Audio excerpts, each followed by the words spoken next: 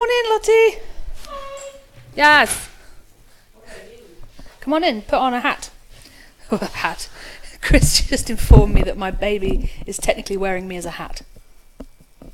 Yeah, that's where we're at. Look, I'm going to give you a party popper. You can have it for when you get a good question. Oh my god. All right, everyone, this is Lottie. I don't think you've met Lottie before. Oh, there's the camera. Hey. Yes. So we don't have to look at your own face. Isn't that good? That's so great. That's everyone who comes in is like, I was the whole time being like, will I have to see myself? Should I Instagram my angles? yeah, exactly. Great. So we just wave at that if you want to say hi. So this is Lottie. Lottie is our producer. And she works on all of our games. So if you have questions about game production, I know that is it Unclear Gamer did have a question but did not tell me what it was. So let me know. Hey. And Lottie and Hayley particularly have been working together with a porting house called Blitworks on Sunless Sea iOS. Yeah. Which is coming at the end of the month. Well, soon. The 23rd. By the end of this month, it will be out. It'll be straight So exciting. Straight out. So what's up? Tell me about the port and how it's been and what are you excited about the port? So I've been playing the launch build that we got today, which is really exciting. I'm so excited. It's really like stable, literally beautiful. It's all the Sunless Sea stuff that we know and love. First, though. That's Stability first. Producer Safety. hat on. Safety first. Mainly because I'm terrified of mobile users. Yeah, they're very grumpy. They're very grumpy people. And I want to make them happy. So that's good. And we've kept it mostly the same, but we have made a few like addendums to make it sensible for touchscreen. And those all seem to be nice and working well. Okay. So basically, we've got a really jazzy, polished Sunless Sea that's going to be coming out for iOS. Beautiful. And you control the ship with a single touch. Yeah, so we've there are actually two different ways you can control it. You can configure it in the menu. Oh, neat. So you can either hold it as like a gamepad and use your thumbs to say like left or right or this way. But we think that isn't quite as useful as the other one, which is when you just play it like a normal touchscreen and you'll have your iPad here and you'll literally press and hold and the ship will immediately go to where you're holding. We've reduced like the ability to have multiple speeds because it got a bit fiddly. So now you can just, it's kind of intuitive, we think. Yeah. So combat is the thing that's the most tricky to get right. So we've kind of made the ship a little bit nippier than it is in the actual game without speeding it up. It's more manoeuvrable. It's more like manoeuvrable. A mini. Exactly. Like the Italian Job. It's exactly like the Italian Job, except in the dark with no cars. No cars. Yeah. No doors. Yeah, correct. Isn't that good? Okay. So this is something we've been working on for like 6 months? Yeah, something like that. I can't remember when we started. And Blitworks are the people who are actually building it. Yes. Blitworks, who have made a million other amazing things. Yeah, they're known for, they're a porting house that are known for things like Don't Starve on iPad, for Broken Age, for a bunch of big things. And they've been really, really brilliant. And they're out in Barcelona enjoying the warmth. Yeah, they're so lovely. And they come at us with their very complicated Spanish names every day. Very sweet. They did make me make a tit of myself, though. Oh dear. Did I tell you about this? No. In the first meeting we had with them, I don't speak any Spanish, but I had heard that the main person's name that we talked to is pronounced Jorge. Jorge. Yeah. So I went and being like, I'm gonna be polite and pronounce Hola, his name Jorge. as he would pronounce his name. So I went to the meeting and went, hello, Jorge. And Paul sat down and went, hello, George. So I have never called him Jorge. Oh no! Since then. And well, I did feel very stupid. No, so that he probably is called George. I bet you went home being like, why couldn't she pronounce my name? What is it with British people? Yeah, they're idiots. All right. Okay. What have we got here? Lottie question. What is the most challenging part of producing? What is there a significant difference producing with indie? Oh, then something that goes off the screen. Well, we lost the end of that question. Ooh. Would you have more or less editorial freedom at an indie? That is a good question. Yeah, that covers a lot of things. A meaty question. I think if you, my aim with being a producer is to enable developers to do their best work. So it's not about stomping around saying this is what should happen. Yeah. It's more about saying, are you able to do as much work as you possibly can? Are you happy? Are you engaged? Do you understand what we're aiming for? Because a lot of times, depending on the size of the studio, you have people who are focused on the detail, and it's very easy to forget about actually what you're going for. Because games take a long time to make. For example. Sunless Sea took what, like 12, 18 months? Yeah, something like 18 that. months. So in that time period, you might start off with a really clear idea of what you're trying to develop at the end. But if you're constantly thinking about variables and different features and like different art assets, it's very easy to forget what you're actually aiming to produce at the end. So a producer's role is to make sure that everyone is always on the same page and working towards the same thing while they're happy and that nobody runs out of money or time or cries. Yes. And I think a lot of the time with the developer mindset, they're quite unitaskers. So that thing of them following what they're doing is not to their detriment. It's just how they get their work done. Yeah, I mean, people like working in different ways, obviously. But if you were going to have somebody who really wanted to just like focus on specific things, it would probably be a technical developer. Yeah. Whereas I like to have 20 tabs. Yeah, I'm so with you there. Lottie's also the master of anything that comes in multiple colours in terms of the Excel suite, or beautiful planning that makes everybody feel so calm. Well, and like happy. Allegedly, if it gets looked at. But if it did, it would make people feel calm. I pour on these things beautifully, and I don't even have work on them. I'm just like, oh, it's so nice. Right, did somebody say Dakudadza? I didn't say Dakudadza. Oh, Hooray, see, great. I was losing that one. Oh no, okay, I was rubbish. Well, I'm sorry. I tried. Hooray. That's what we were, yeah, well, we were trying our best is the main thing. I'll stick to yeah, Miss Vales is our Spanish friend. Oh, great. Hola, Miss Vales. ¿Cómo te llamas en real? Miss Vales, what is your real human name? Is it a very, very Spanish name? What else? Do people cry often? Not under Lottie's rule. No, I don't think we've ever had a cry. I think I try and we have a predominantly male technical team. Yeah. So if anything, we have to say it's okay to cry. Yeah, we be in touch with the cry self. Do a Claire Danes. What's the team's preferred tea? Oh, well, we've got a huge like divide. Yeah. Yeah, like. I mean, the coffee drinkers don't talk to the tea drinkers, obviously. No, ever. Yeah, we have to arrange a seating plan so they don't have to interact. Even look at each other. Genmaicha, maybe. That's when Adam makes his specialty. Adam, aka Flight from the forums, has a beautiful special teapot and special tea that he orders, and he makes it for us on special occasions. And it's very, very nice. It's a rice tea, Genmaicha. What else? Oh boy, any plans to see some of the Destinies? No, the point of Sunless Skies is that it is a possible future. So if we played out a specific Destiny from Fallen London, we'd be kind of negating the other ones. So the idea is it's 10 years in the future, and it is a possible future. So you can think of your actions in Fallen London as whether or not they contribute to that. Yeah. It gets a bit meta. Physical. Oh, coffee and tea. Yeah, because it used to be that we didn't really talk about tea in Fallen London very much.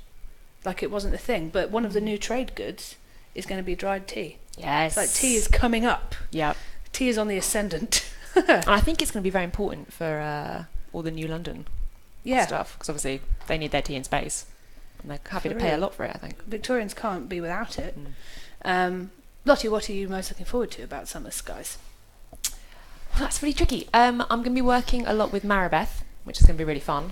Who is our composer? He's our composer, and is a big Fallen London fan, and obviously did our wonderful soundtrack for both Fallen London Mobile and for Sunless Sea.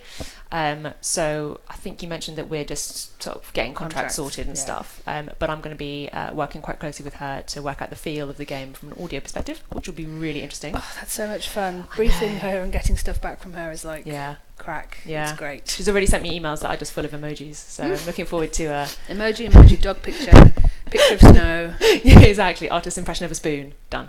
It's a very pictographic language that we develop with our composer. We enjoy it. What else? Are we going to meet more Batmans? Do you mean masters? Or do you mean Batman? Because the Vake, I guess, maybe? No. Oh, there we go. Lottie, I heard you were a Galaxy Express fan.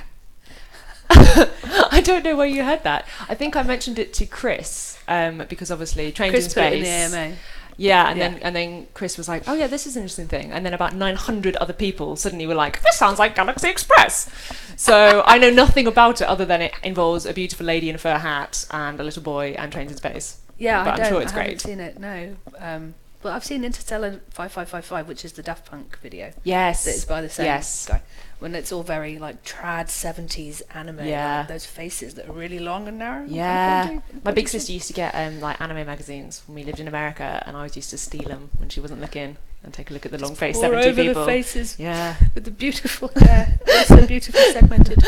It's been such an inspiration. I must be a protagonist because I have wild coloured hair. This is how you know. Right, what else? Blah, blah, blah. Okay, so the last stretch goal was an advanced ambition. Are there basic ambitions? In the same way that Kingdom is advanced in Sunless Sea, isn't it? Which is the last one that we put in Sunless Sea?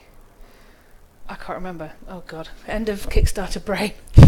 We have. Don't ask us for these things. Yeah, like Exaltation is an advanced one in Sunless Sea. So some of the Sunless Sea ambitions you can't necessarily select from the opening screen.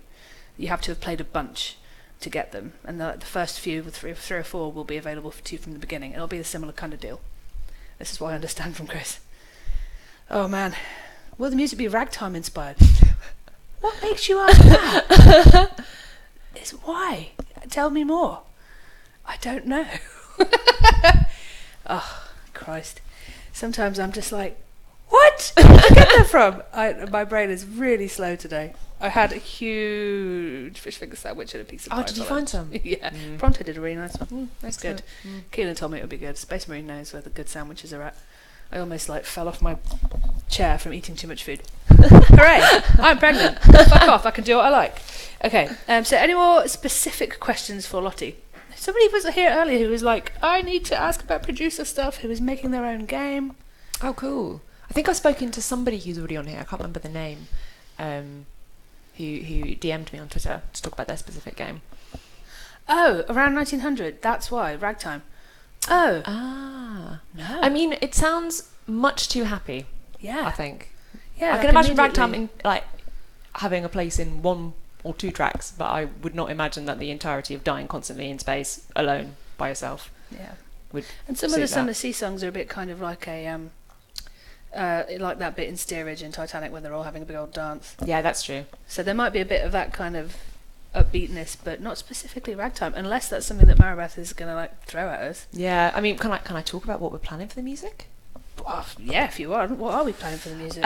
So without getting into too much detail, because genuinely we don't know, because we obviously haven't got too far into it with Maribeth, we are thinking about modulating themes to represent what's going on in the game. So for example, you'd have a theme for one particular region that you kind of know and love, and I think we're aiming for the game to be generally a little bit more freeform than Sunless Sea in terms of where you can go. So we wanted a kind of general theme that would represent the themes that were going on in this region, but allowed you to go and do a lot of different stuff. But it would still be appropriate.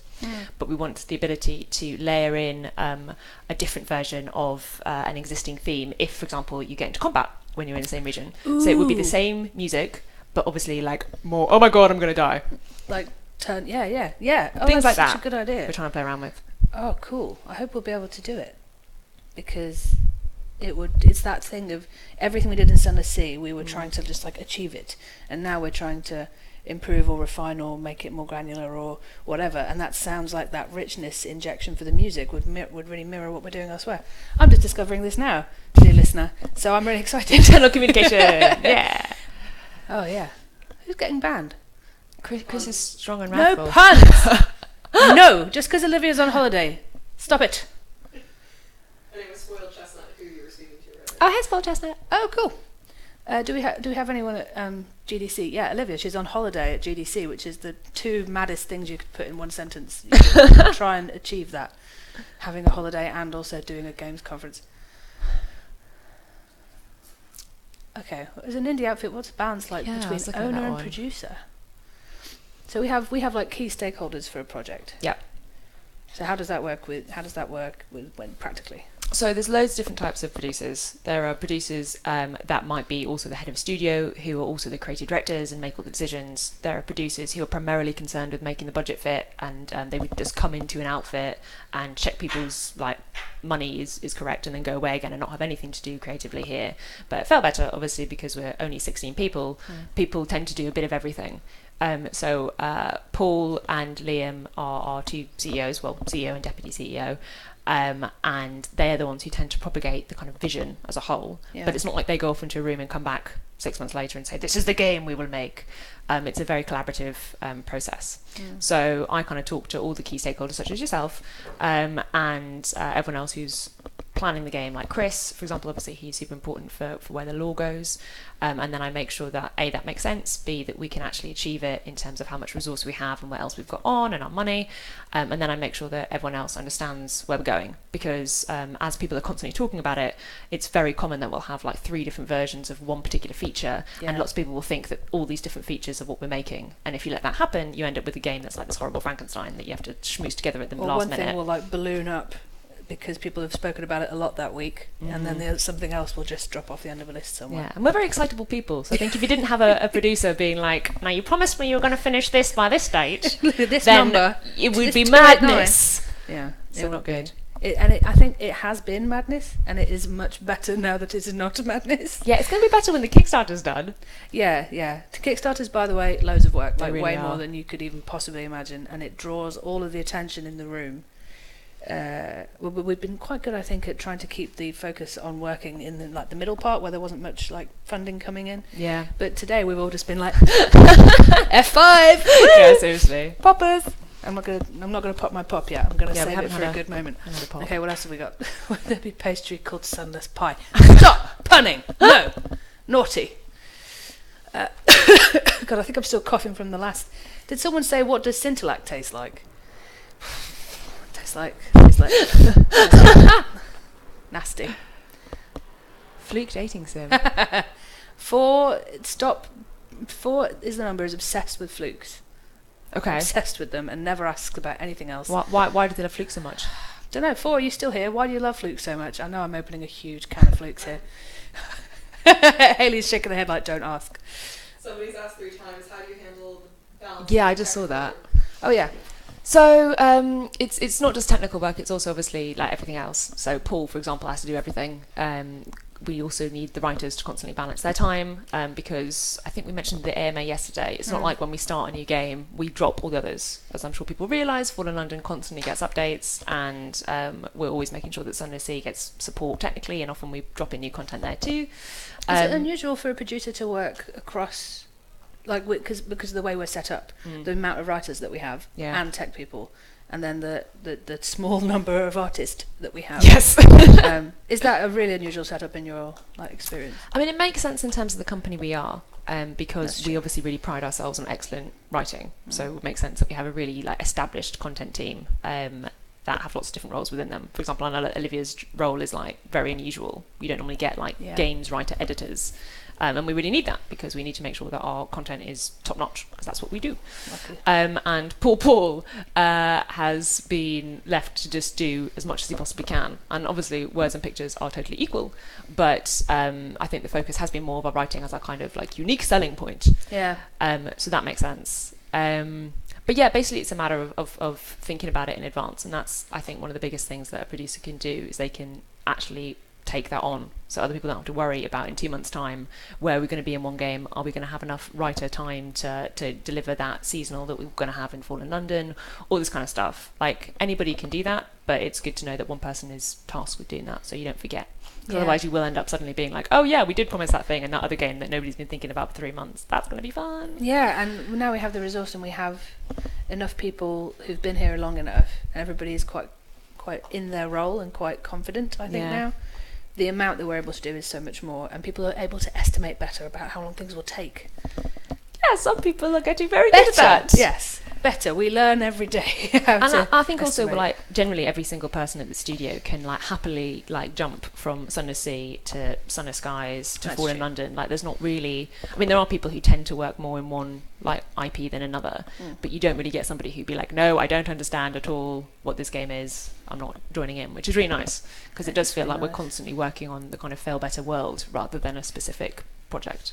Yeah, and even though there are 16 of us now, it does feel like we're all pulling towards the same thing. Yeah. It's nice. Stop punning. Every time I look up. Disgusting.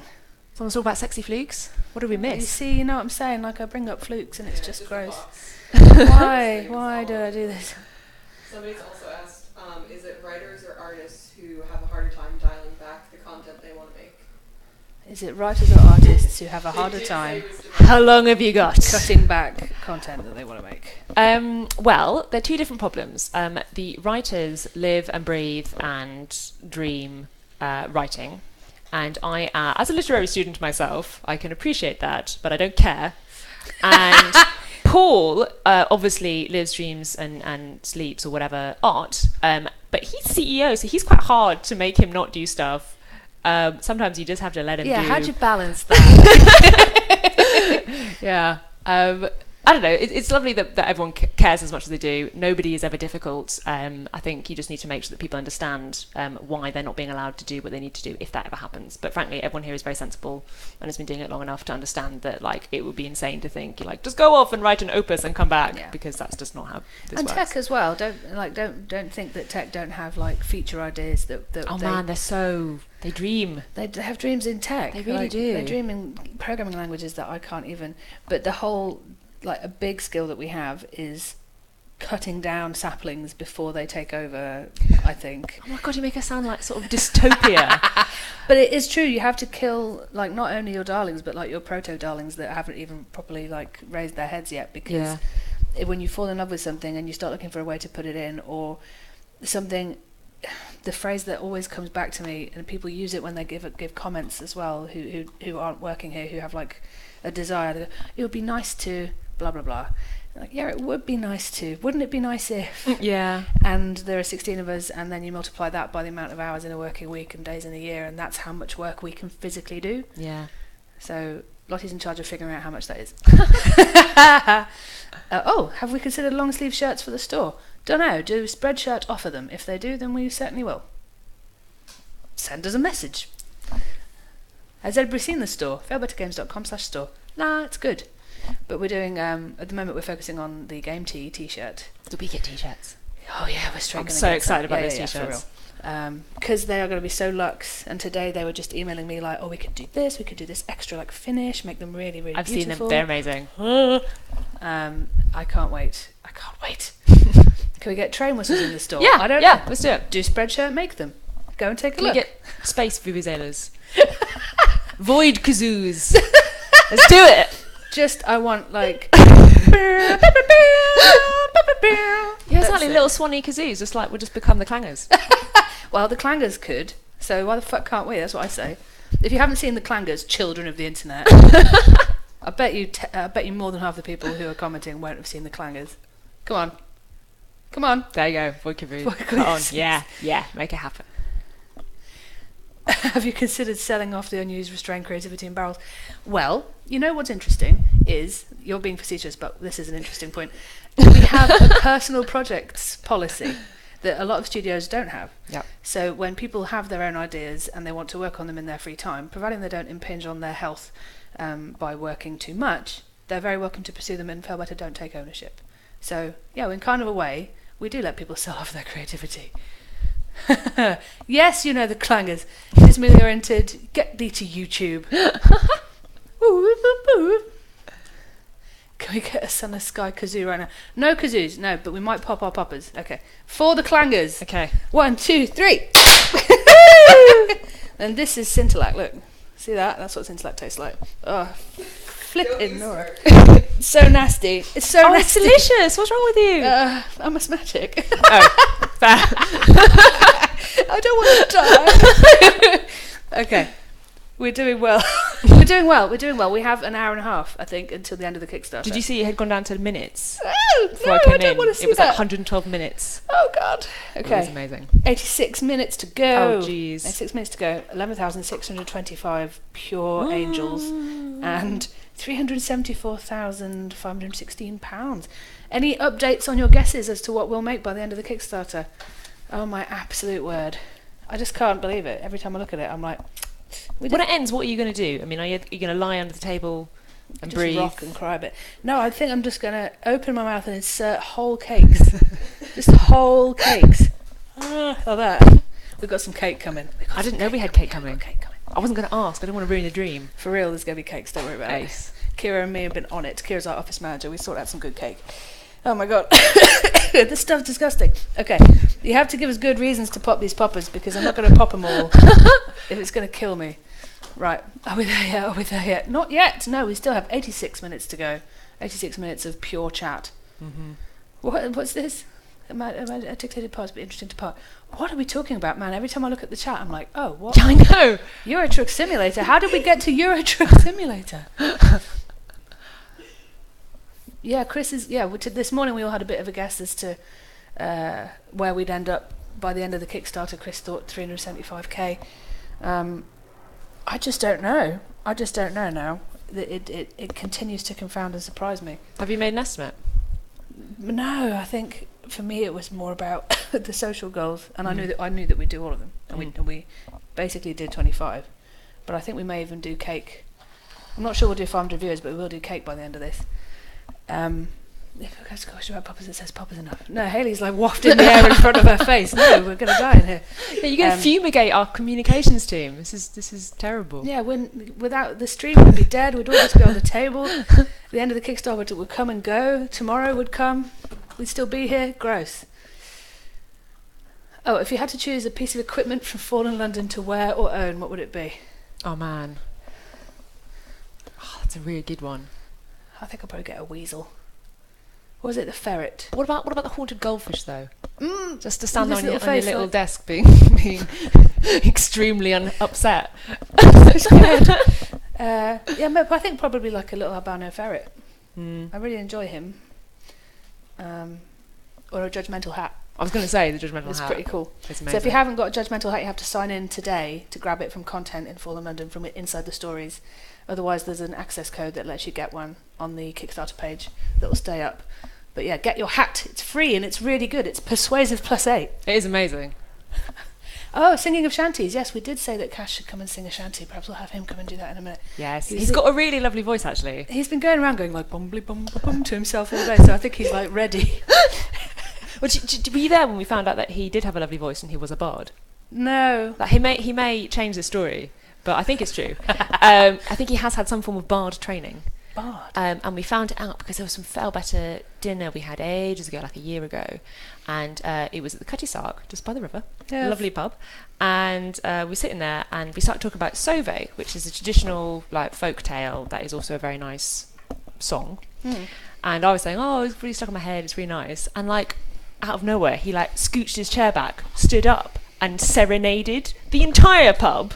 And behind him there was this American man who was not happy. He was not happy about it at all because he was very loud and very committed. But fortunately he has this beautiful voice. So like, but basically all the Britishness in me was going like, my skeleton. But my he body. was amazing. So like, I think you'll enjoy his. I do want Cash to come in here and space sing shanties. his song, but I also might have to leave because he's going to sing a song.